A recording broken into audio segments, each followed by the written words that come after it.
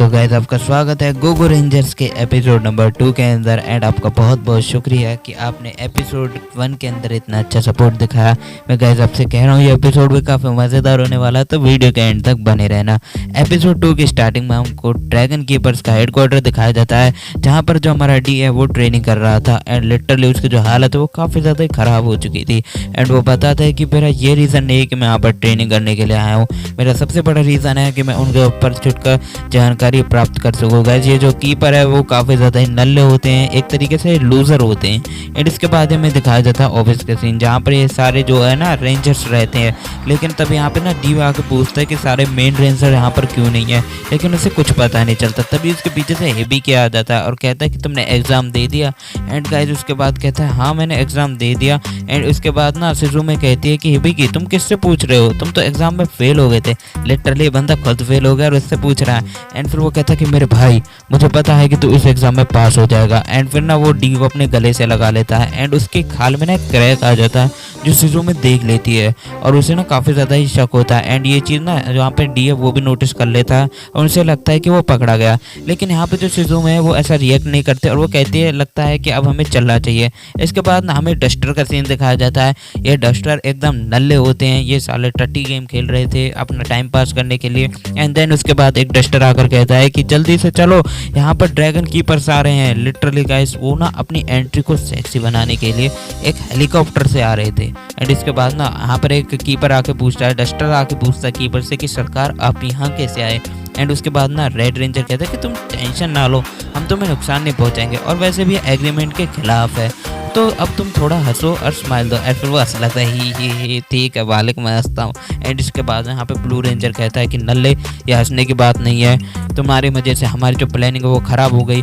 कौन था वो गद्दार जिसने हमारी स्क्रिप्ट की ऐसी तैसी करी, तुम्हें नहीं पता कि मुझे कितना गुस्सा आ रहा है, मैं तुम्हें ख़त्म कर दूंगा। एंड इसके बाद ना वो कहता है कि अगर आप डी की बात कर रहे हो तो वो अब तक तो जो शिप में बिल्कुल भी नहीं आया और वो यहाँ पे आया ही नहीं। तब उसके बाद ना ब्लू रेंजर कहता है कि ना साले मैं तेरी जान ले लूँगा, जल्दी से बता वो कहाँ पे है। एंड इसके बाद वो कहता है कि ये चीज़ तुम ही ठीक करोगे। इसके बाद यहाँ पे ना रेड रेंजर से ना उनकी लड़ाई होने लगती है और ब्लू रेंजर से, और वो कहते हैं इसमें हमारी कोई गलती नहीं। तब यहाँ पे रेड रेंजर कहता है चलो ठीक है, मैं तुम्हें एक चीज़ पे एक शर्त देता हूँ, हमारे ना 2 लोग यहाँ पर हमेशा के लिए रहेंगे तुम पे नज़र बनाने के लिए। एंड ये सुनकर ना डस्टर भी काफ़ी गुस्सा हो जाते हैं और वो कहते हैं कि हमारी प्राइवेसी की अम्मा बहनें करने के बाद तुम लोग ये क्या चाहते हो।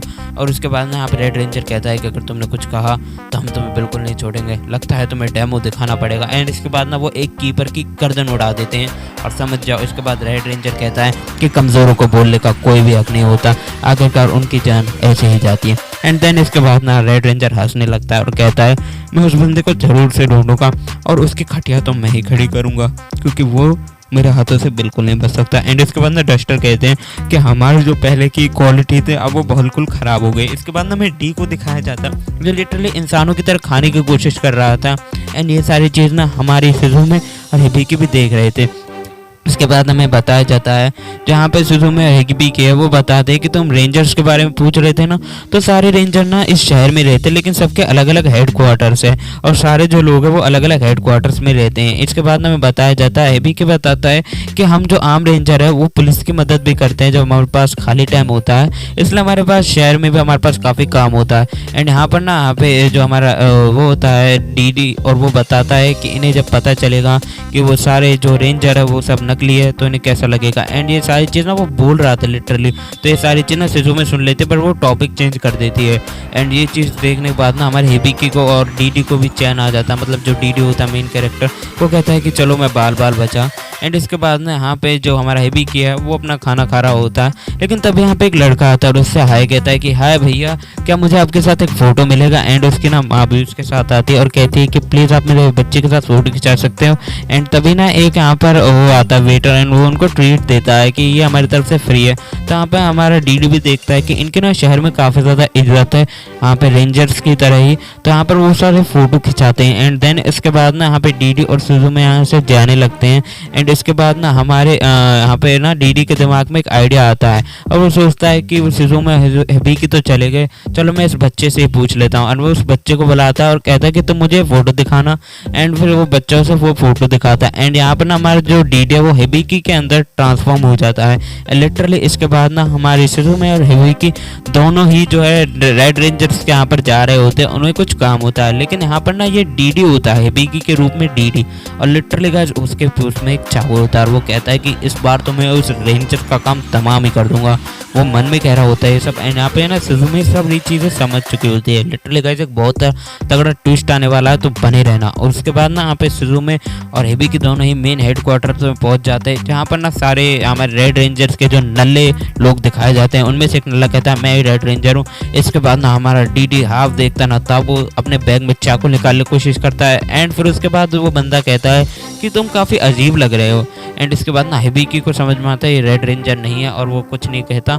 और उसके बाद ना सिजुमे कहते हैं कि हमें एक लेटर देना है रेड रेंजर को, क्या तुम ये दे दोगे? एंड उसके बाद ना वो लेटर लेकर चला जाता है और कहता है ठीक है मैं ये दे दूंगा।